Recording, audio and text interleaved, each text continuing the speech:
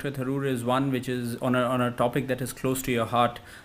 You've followed his journey. You've supported him since his young days. I'm talking about Sanju Samson. Yes. You've been there by his side in his tough days. Now, and you've backed him. When he was not scoring, you said that he has the talent. Now he has come good, and at the biggest stage, he's won India World Cup. So, your thoughts on his performance, and how do you look at his journey? Tremendous pride. I actually met him when he was 14. He was a young club cricketer, small chap, and a big smile. Already quite muscular, though he was slender to look at, and tremendous talent. He was already both wicket-keeping and batting, so I slightly patronizingly told him he would be the next Dhoni.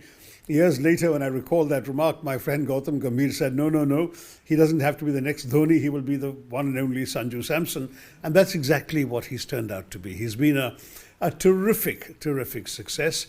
Quiet, modest, unpretentious, a good and effective leader. He led Rajasthan Royals very effectively for many years.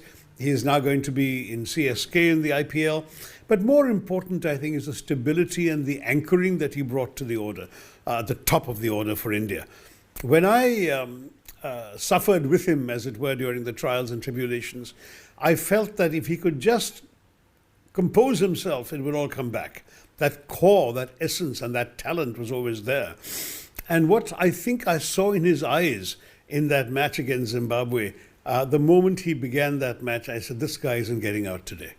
I even told him this later, because I was watching it on TV, but you could see his eyes, you could see the calmness in his face, that sense of being secure and anchored.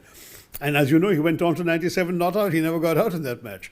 And his two subsequent semi-final and final performances of 89 each.